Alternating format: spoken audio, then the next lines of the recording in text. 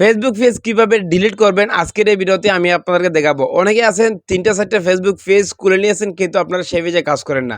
তো অনেকে আছেন সে পেজগুলা ডিলিট করতে পারতেছেন না পার্মানেন্টলি। কিভাবে আপনারা চিরদিনের জন্য ফেসবুক পেজ ডিলিট করবেন? চলুন আজকের এই ভিডিওতে আমি আপনাদেরকে দেখিয়ে দিচ্ছি। তো চলুন কথা না বাড়িয়ে মূল ভিডিওটা শুরু করা যাক। ফেসবুক পেজ ডিলিট করার জন্য প্রথমে তো এখান থেকে আপনি ফেসবুকে আসবেন। ফেসবুকে আসার পর এখান থেকে আপনি যে কোণারে আপনার প্রোফাইলের লোগো আছে এখানে ক্লিক করবেন। তারপর এখান থেকে যে কাজটা করবেন, এখান থেকে উপরে দেখতে পারবেন সেটিংসের মতো একটা আইকন, এখানে আপনি ক্লিক করবেন। এখানে ক্লিক করার পরে এখান থেকে আপনি যে কাজটা করবেন, স্ক্রল করে ডাউন করে একদম নিচে চলে আসবেন। নিচে আসার পর এখানে পেয়ে যাবেন অ্যাক্সেস অ্যান্ড কন্ট্রোল, দেখতে পাচ্ছেন এই যে অ্যাক্সেস অ্যান্ড কন্ট্রোল।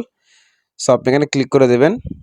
এখানে দেখতে পাচ্ছেন deactive page, unpublish page, delete page. এখান থেকে আপনি চাইলে পেজটা আনপাবলিশ করে রাখতে পারেন বা ডিএক্টিভ করে রাখতে পারেন। সো আপনি যেহেতু ডিলিট করবেন, এই যে ডিলিট পেজ লেখা আছে, সো আপনি এখানে ক্লিক করবেন। নিচে পেয়ে যাবেন কন্টিনিউতে ক্লিক করবেন। ক্লিক করার পর এখান থেকে ফেসবুক বলতেছে কোনো একটা কী কারণে আপনি পেজটা ডিলিট করতে যাচ্ছেন, জাস্ট আপনি উপরেরটা দিয়ে দিবেন। তারপরে নিচে পেয়ে যাবেন কন্টিনিউ, দেখতে পাচ্ছেন এখান থেকে কন্টিনিউতে ক্লিক করবেন। আবারও পেয়ে যাবেন কন্টিনিউ, এখানে লেখা আছে পার্মানেন্টলি ডিলিট দিস পেজ, মানে চিরদিনের জন্য ডিলিট হয়ে যাবে। সো নিচে কন্টিনিউতে ক্লিক করার পর এখানে লেখা আছে পাসওয়ার্ড। অবশ্যই এখান থেকে আপনার ফেসবুক আইডির পাসওয়ার্ডটা আপনি দিয়ে দিবেন।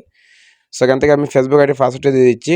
সাথে সাথে আপনার ফেসবুক পেজটা ডিলিট হয়ে সরাসরি আপনার ফেসবুক প্রোফাইলে চলে যাবে। এই ছিল আজকের ভিডিওটি ভালো লাগলে লাইক কমেন্ট শেয়ার করবেন।